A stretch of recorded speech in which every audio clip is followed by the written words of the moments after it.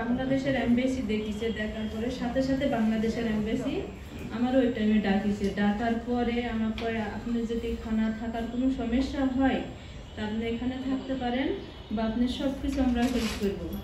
তারপরে আমি ওখানে থাকি, থাকার পরে আমার খানা বা বাচ্চার যা যা লাগে সব কিছু এমবেসি থেকে দিচ্ছে। দেওয়ার পরে আপনার যে জরিমানা আসছিল 2 লাখ টাকা এটাও দিছে।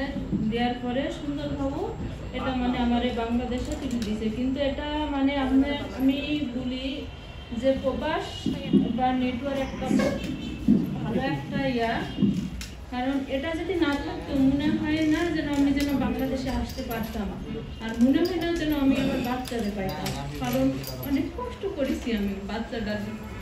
এখন আমার কাছে প্রবাস তাই খাইতে গিয়েছে সবাই মানে আমাদের করেছে। তো আমি প্রবাস জন্য দোয়া করি আল্লাহ যেন এটা আমি অনেক অনেক উপরে নিতে পাঁচ নামাজ পড়বার দোয়া করি।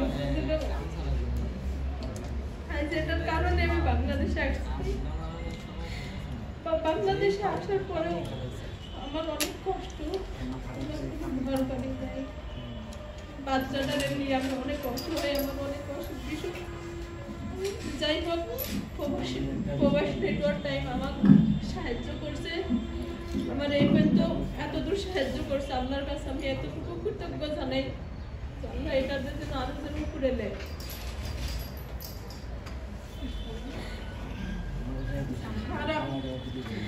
আমার তো বাচ্চা এরকম যেন কেউ যেন এরকম অসহায় না হয়।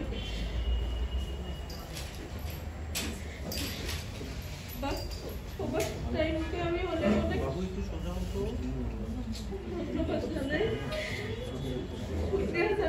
আমি নামাজ পড়বো তার জন্য দোয়া করবো।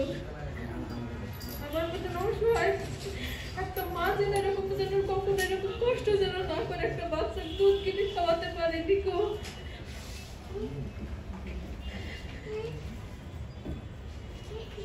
আর যদি প্রবাস টাইম আমার না থাকবো হয়তো আমি বাংলাদেশেও আসতে পারতাম না, ওখানে বাচ্চা নিয়ে মানে ফাঁসিলি করতে হইতো।